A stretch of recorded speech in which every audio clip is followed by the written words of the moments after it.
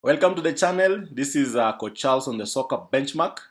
Uh, we had a game against Fulham that was won by Lisandro Martinez, the butcher himself. He was on song. He was in his element. He was in his fight mode. He was just the man of the match. He was the player that really wanted this game so badly. You could see even the fights he was picking around the team. He was making sure that he's available and his presence is felt. And that is a player that we really want at Manchester United. That kind of players, that kind of player, that is what we need at United. However, I'll rank these players and how they performed. This performance was basically an average performance, 6-7 or 5-6 averagely, because there was nothing much going on. It was just boring, but we won all the same.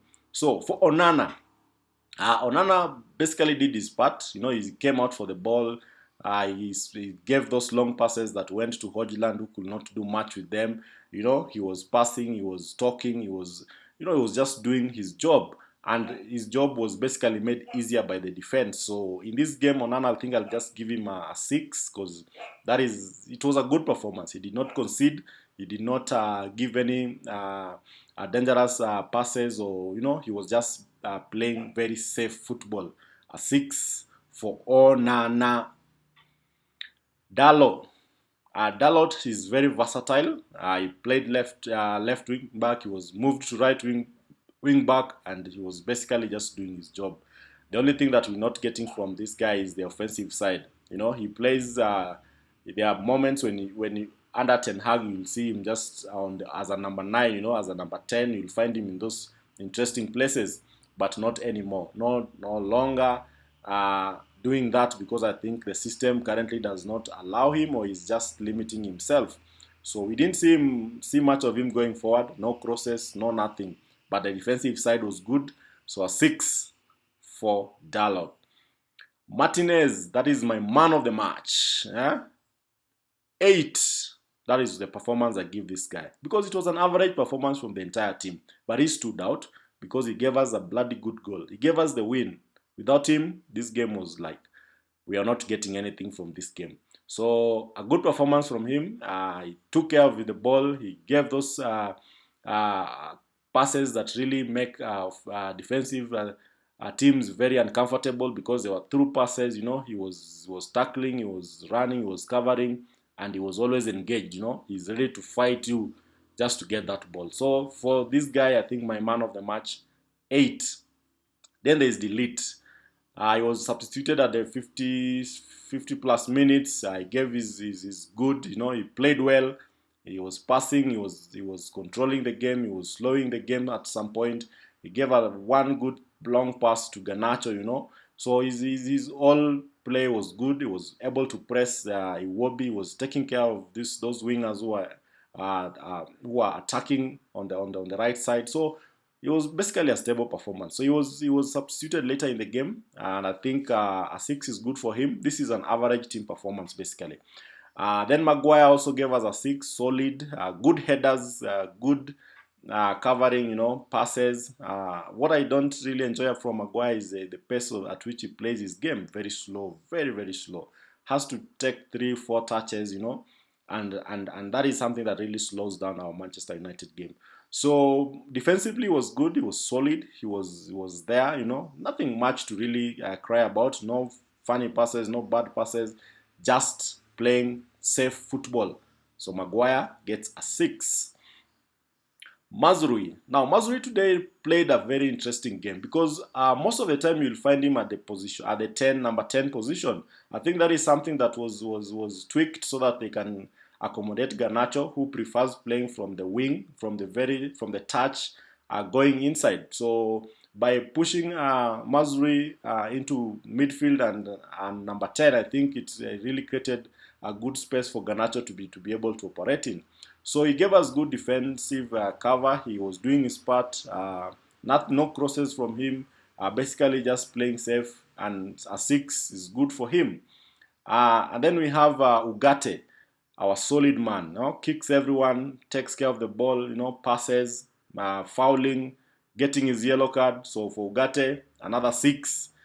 Bruno Fernandes does what Bruno does, but today he was wasteful. His long passes were sometimes overkicked, sometimes underkicked. His passes were intercepted, but he did his part. Always takes care of the ball. Always does what Bruno does.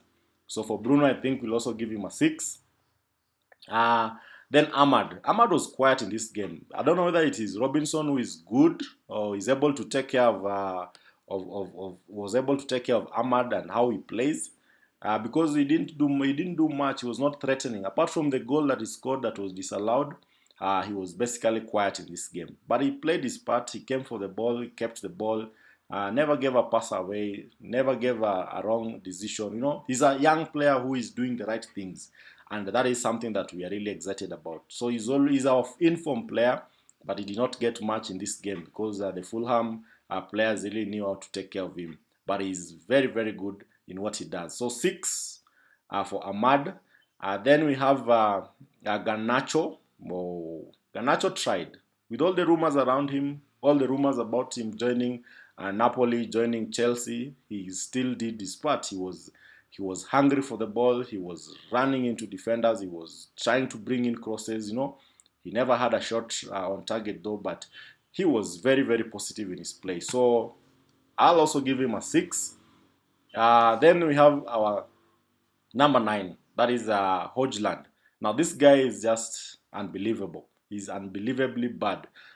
At this level, and the money that he was brought in with is just crazy, man. This is just an underinvestment. It's a bad investment. Because this guy can't hold on to the ball. Onana kept kicking long and he was not able to hold on to the ball. He was not able to chase the ball down, shield his defenders. He kept falling. Sometimes I ask myself, why do you fall? When you fall, you're basically useless to the team. Hold on to that ball. His first touch is pathetic. Nursery school stuff, kindergarten stuff. Build a wall for this guy so that he can be able to just do the wall passes. However, the future is still there for him. He's still young. He may improve, but I don't know whether it is the style of play that is wrong, but very bad. I'll give him a 3 for just being there. And then we have the players who came in. We have Vioro. I'll give him a 5 because he came in after around 60 minutes. He did his part. So 5 is good. Then there's Malacia, also played his part. He was a right wing back and left, players who are versatile, players who are able to do what the coach instructs of them. So that is another 5. Then we have young Collyer.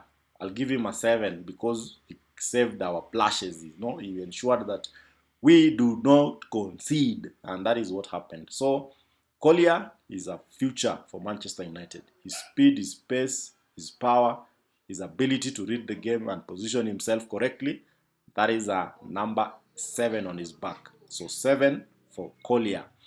And then we had Zakzi.